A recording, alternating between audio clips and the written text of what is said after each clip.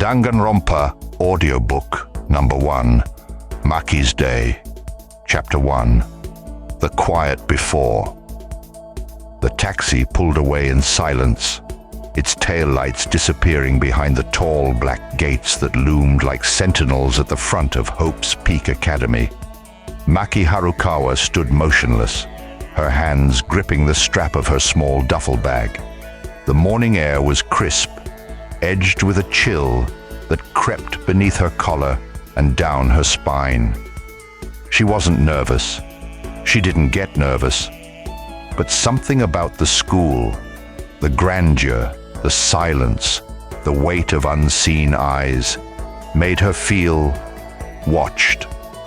A large stone sign declared the name of the school in bold calligraphic strokes: Hope's Peak Academy. A place that only accepted the best of the best, people who shone with talent, or people who, like her, had to lie. Maki adjusted the sleeve of her black uniform jacket. The fabric was new, stiff. Her fingers brushed over the sealed envelope in her pocket, the forged documentation declaring her as the ultimate child caregiver, an innocent-sounding talent, safe, harmless, perfect for staying invisible. The gates creaked open before her, slow and deliberate. She stepped through. Inside, the courtyard was clean and eerily pristine. Flower beds lined the cobbled paths. Not a single leaf was out of place. Too perfect, like everything had been arranged for her arrival. She glanced up at the main building, elegant yet oppressive. The massive doors stood open. A woman in a sharp black blazer waited at the top of the stairs, holding a clipboard. Her smile was tight and professional.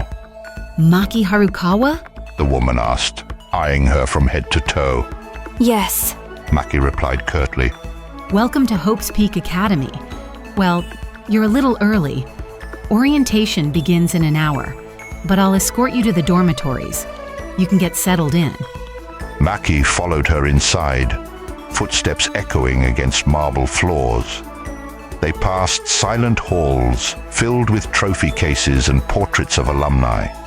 The air smelled faintly of floor polish and sterile ambition. You'll be in dorm 2B, the woman continued. You'll meet the other students later today. Everyone else will be arriving soon. Maki asked suddenly. do they know my talent? The woman paused mid-step. Her gaze flicked to Maki's expressionless face. Only what was submitted. Ultimate child caregiver. That's all that matters here. Maki gave a small nod. Good, just how she wanted it. The dorm building was quieter. Rows of doors stretched down long hallways, each one with a nameplate. The woman gestured toward one near the end. Here you are. We'll call everyone to the gymnasium when it's time. With a polite nod, she walked away. Maki opened the door and stepped into her new room. It was simple. Bed, desk, closet. A window let in the pale morning light. She dropped her bag on the floor and locked the door behind her. Instinct, habit. She walked to the window and looked out over the campus grounds. It was peaceful, still untouched by the chaos of student life. But Maki knew peace didn't last, especially not for someone like her. She reached into her bag and pulled out a small, leather-bound notebook, blank except for one page with a name written in looping script: Harukawa, Maki, her real name. Everything else had been erased long ago. Sitting on the bed, she flipped the notebook shut and leaned back, staring at the ceiling.